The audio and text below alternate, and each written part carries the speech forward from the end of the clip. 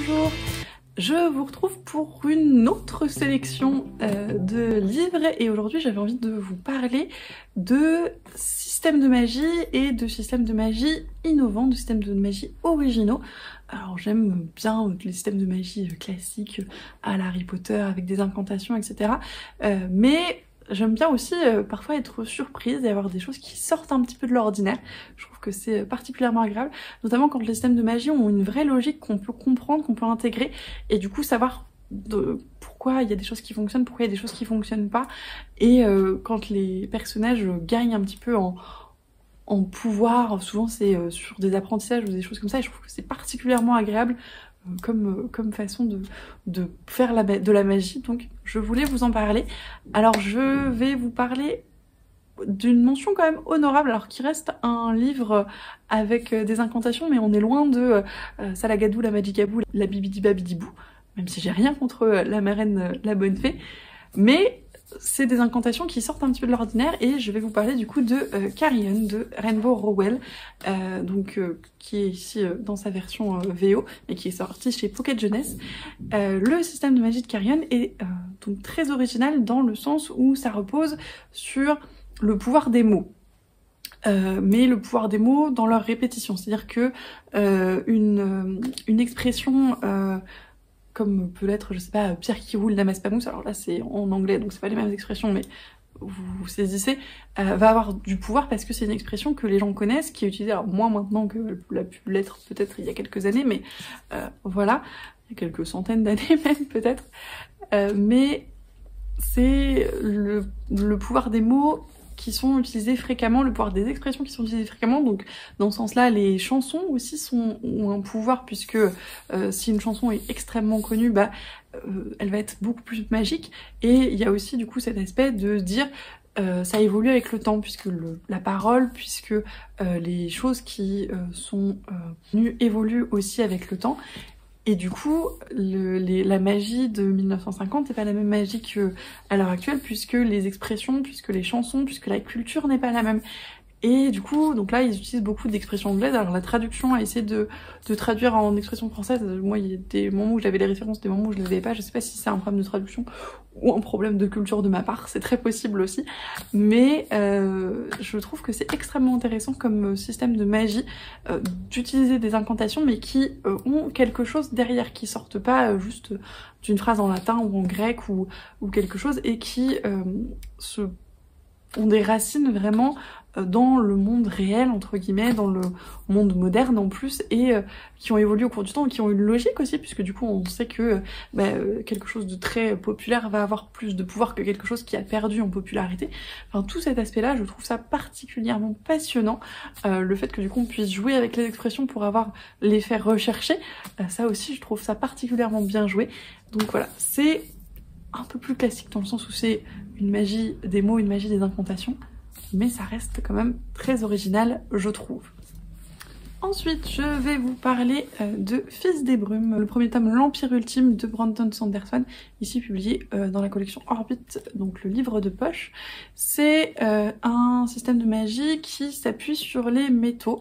En fait, les personnes ingèrent des métaux et chaque métal a une propriété particulière qui a beaucoup à trait avec la physique, hein. On peut attirer des objets, vraiment plutôt des propriétés physiques, il n'y a pas de choses qui apparaissent de rien du tout, voilà, c'est des choses concrètes, hein. On peut pas faire n'importe quoi comme on veut, il y a vraiment des règles et une logique, et ça je trouve que c'est vraiment le signe qu'un système de magie est bien construit, le fait que voilà, il y a des choses qui sont vraiment bien balisées, on peut pas faire tout et n'importe quoi avec ça.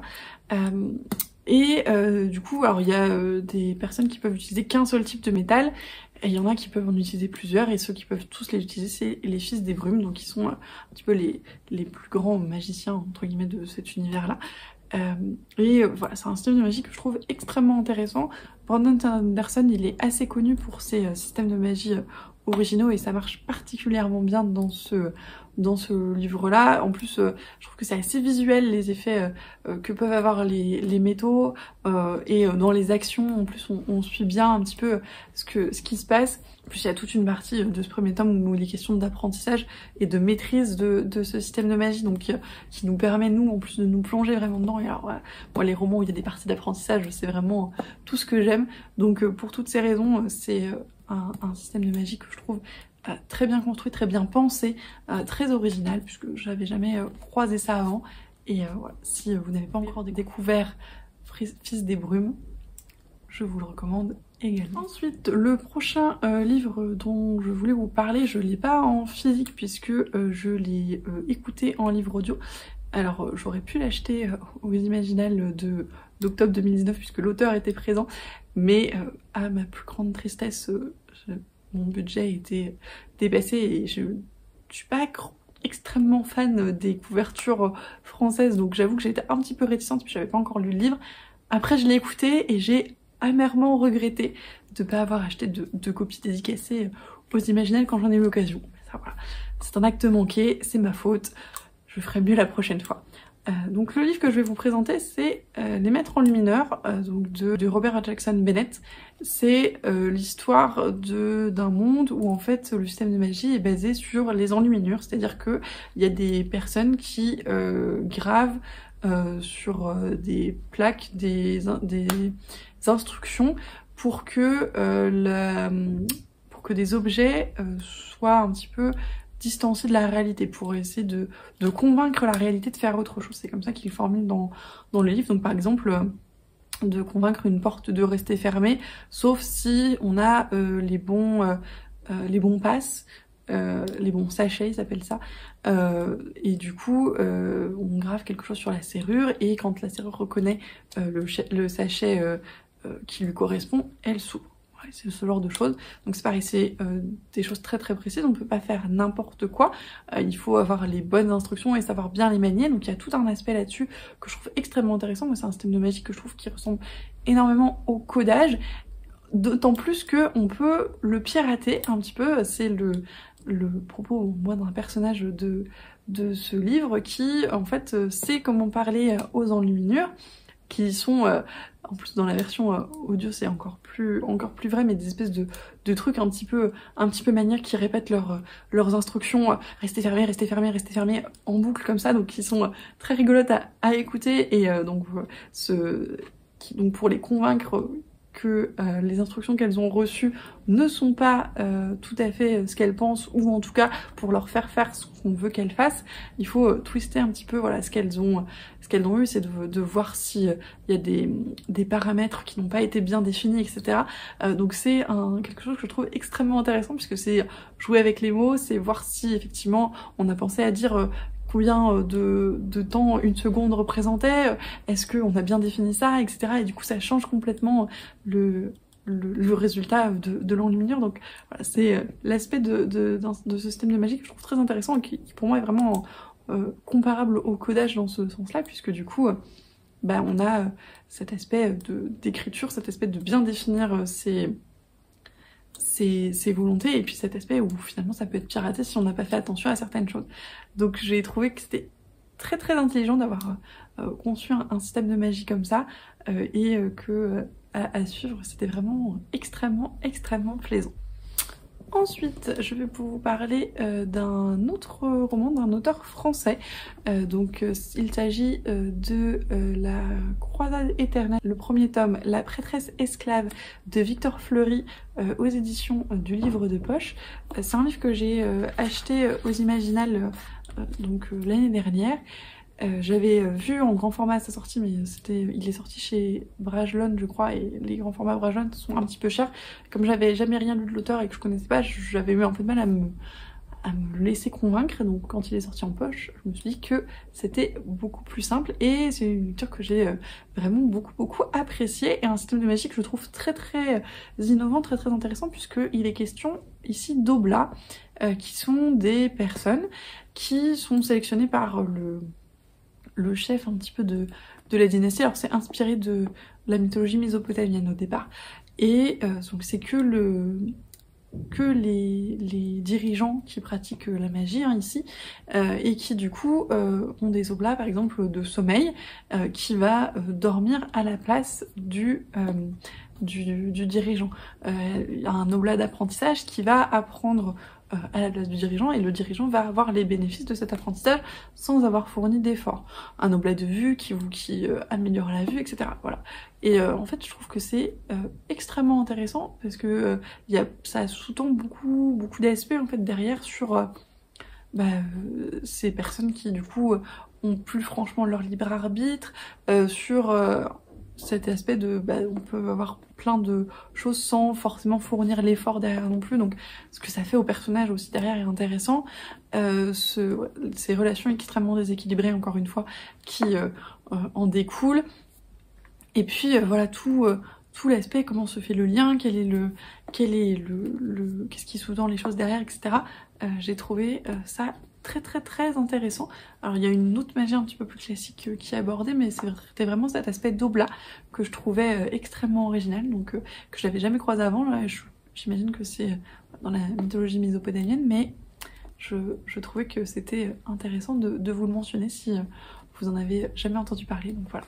Un autre auteur français, un peu plus connu je pense, je vais vous parler de La Quête des Willan, le premier tome d'Un monde à l'autre de Pierre Bottero, donc dans ma vieille édition tout abîmée, relue des centaines de fois.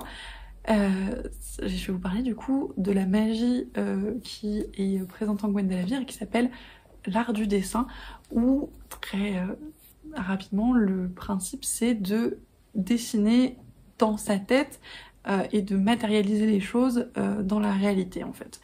Et du coup tout le système de magie de cet univers repose là-dessus, et il y a notamment une scène dans ce premier tome où on voit Camille, du coup le personnage principal, imaginer une scène d'un poème de Jacques Prévert et qui se retrouve transportée dans la réalité, et du coup on a cette image pleine de couleurs, pleine de vie, et qui est, je trouve, vraiment un très bel exemple de ce que peut être l'art du dessin, et quelque chose d'extrêmement enchanteur, d'extrêmement merveilleux à voir décrit et à découvrir.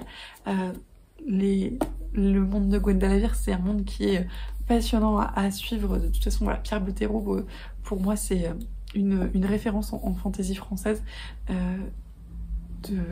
depuis toujours quasiment, et ce système de magie que je trouve extrêmement original, extrêmement plein de merveilleux, plein d'émerveillement, puisque les images que ça renvoie, l'aspect un petit peu magique vraiment de ce système est pour moi pour l'instant encore inégalé à ce jour. Donc voilà, j'ai des souvenirs vraiment extrêmement prégnants de toutes ces images qu'a pu faire naître pour moi ce livre et les suivants. Donc je ne pouvais pas ne pas le mentionner dans une vidéo sur les systèmes de magie. Et du coup, comme je parlais un petit peu de dessin par rapport à Pierre Bottero, je voulais quand même vous parler de l'Atelier des sorciers de Kamome Shirahama, publié aux éditions Pika, parce que ici également le système de magie repose sur le dessin. Alors pas du tout de la même façon que dans La Quête des Willan. Là c'est dessiné pour faire des actions également physiques ou de manifestations, et en fait tout repose sur des espèces de diagrammes, de graphiques, et il y a aussi une science dans le dessin de cette magie, puisque il faut faire la bonne longueur de flèche, il faut faire le bon angle, il faut faire avec le bon encre, sur le bon support, etc. Enfin, il y a toute une science derrière que je trouve extrêmement intéressante, puisque là en plus on est dans un apprentissage de cette magie, donc on voit un petit peu comment les élèves apprennent à maîtriser toutes ces petites subtilités, donc ça je trouve ça passionnant. Et voilà, cette espèce de dessin, en plus l'autrice le dit à un moment donné dans une préface que elle a toujours trouvé que le dessin avait une forme de magie, puisque on voit naître sur le papier des choses imaginées par les dessinateurs, et que du coup elle a voulu retranscrire ça dans ses mangas, et je trouve que c'est extrêmement bien réussi, puisque effectivement ces dessins d'espèces de diagrammes font naître des choses dans le monde réel et voilà, ça marche extrêmement bien. Donc pareil, c'est un système de magie très original, je trouve, et très très bien réussi. Et du coup c'est tout pour cette vidéo, donc j'espère que ça vous a plu, encore une fois, voilà, je vous ai fait découvrir peut-être de nouvelles choses. N'hésitez pas à me dire si vous connaissez d'autres systèmes de magie un peu originaux, un peu innovants comme ça. Moi je suis toujours très friande de ce genre de choses, donc voilà, si vous en avez en tête, n'hésitez pas à me le dire. Dans tous les cas, moi je vous souhaite d'excellentes lectures et je vous dis à la prochaine.